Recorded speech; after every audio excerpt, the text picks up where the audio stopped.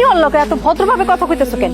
ওর বাড়ি থেকে বাইর করে দাও। সেই মুরত তোর স্বামী নাই, থাকলে বাইর করতো। সেই মুরত আমার আছে। তোর আমি 1 ঘন্টা সময় দিলাম, তার মধ্যে বাড়ি থেকে বাইর হ। নাইলে কিন্তু আমি পুলিশে ফোন দিমু। পুলিশ আইনা সবটির ঘাট ধরে বাড়ি থেকে বাইর করে দিমু। মনে রাখিস আমার কথা, আমার স্বামীর কিন্তু পাওয়ার আছে। মানে চুপ কর, একটু চুপ কর। তুমি চুপ থাকো। তোমাকে লগে এত অন্যায় অত্যাচার হয়েছে, কেন আমারে বললা না? একটা ফোন দিতে পারতা। তোমাদের জামাই কেমন মানুষ তুমি জানো না? এই হারামজাদা গিয়া কইছিল 3 লাখ টাকা লাগবো, দোকান দিব বাজারে। আমার স্বামী সাথে সাথে ওরে টাকা বাই করে দিছে। আর এইটারে শিক্ষা দিতে তো আমার 1 ঘন্টাই যথেষ্ট। তোর নন্দের জামাই কি করে রে? করে ব্যবসা করে, রাজনীতি করে।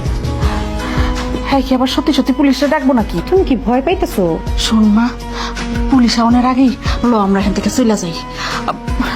কথা যায় না, পুলিশ আয় যদি তোর জামাইরে ধরে নিয়ে যায়, লগত আমগরও ধরে নিয়ে যাবো। মা তুমি এসব কি কইতাছো? আমার জামাই তো তার নিজের স্বার্থের কারণে তার বাপ মারে বের করে নাই, আমাকে দুজনের কারণে তার বাপ মারে বের করছে। সে বিপদ বলে তার আমি কেমনে রাইখা চলে যাবো? বিবেক জাগ্য উঠছে, এত বিবেক চাকানোর কিছু নাই। নিজে বাঁচলে বাপের নাম। শোনো বাবা, তোমার বাপ মারে কিন্তু আমরা বাইক করি, তুমি আবার আমগরে দোষ দিও। আম্মা তুমি চুপ করো তো। তুমি না বেশি চিন্তা করো না, সবকিছু ঠিক হয়ে যাবে। মাথাটা ঠান্ডা রাখো।